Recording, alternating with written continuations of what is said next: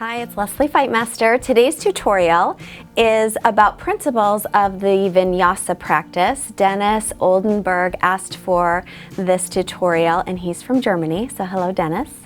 And just to start, the word Vinyasa means step by step in an ordered way. So it's not a random thing. When we move from pose to pose, there is thought that is put into it. It's precise. We want to make sure that it makes sense in the body.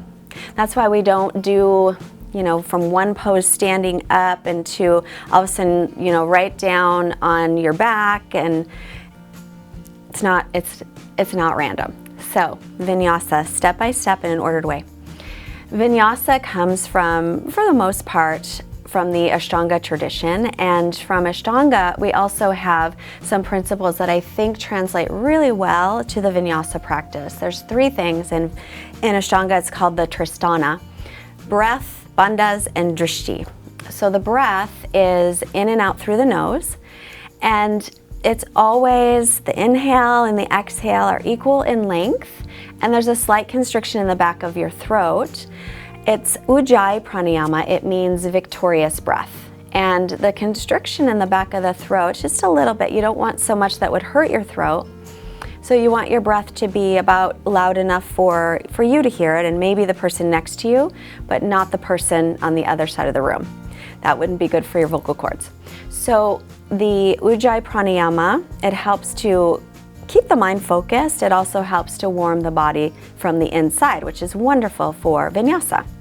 One other thing about the breath is that we really couple the breath with the movement, and every movement should have a breath. Sort of like my teacher talks about the mala beads. So the mala beads, there are 108 beads, and in between each bead is a little thread, and thinking about the thread as being the breath, and then the bead as being the posture or the asana. So how they are really, really tied together. So that's breath. Bandhas. Bandhas are energetic locks in the body. They help to keep the body nice and compact, so that when you're moving from pose to pose, it looks like you're floating. It looks a little more effortless instead of moving really, really choppy. The movements are very fluid. So there are more than two bandhas, but the two that we mostly use as we practice asana is Uddiyana Bandha. This is the belly. It literally means flying upward. So it's lifting the low belly. And then the other one is Mula Bandha, and Mula Bandha is the pelvic floor lifting. So it's all the perineal muscles in the pelvic floor lifted. So in tandem, when you use those two together, it helps to make the body just very compact, a little bit tighter, so you're not flopping around from pose to pose, but you're moving very gracefully. And if you ever get a chance to look at David Swenson on YouTube, just type in David Swenson, S-W-E-N-S-O-N. You watch his practice. I mean, it's amazing. It actually looks like he's flying. It doesn't even look like he has to touch the ground. So that's bandhas. And then the third thing is drishti. And drishti is the focal point. Pretty much every pose has a drishti, a focal point. And the drishti helps to keep the mind occupied and to be able to concentrate. But also, the drishti can have an effect on the energy of a pose. For example, if you were practicing Bakasana, crow pose, so this one, and you kept your gaze down, oh goodness, you're probably going to end up falling right on your face.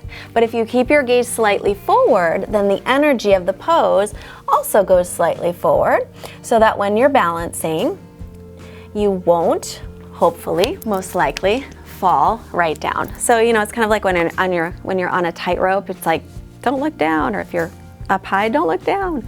So you want to look where you want the energy to go in the pose. Or sometimes it's not an energetic thing, but it's a focus. It might help your neck. It might just help to keep your mind concentrated.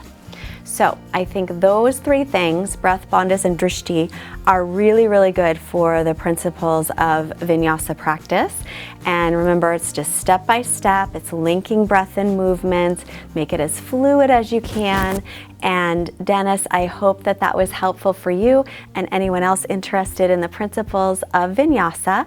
If there is a tutorial that you would like to see, a question or maybe about a pose, please leave that in the comments below.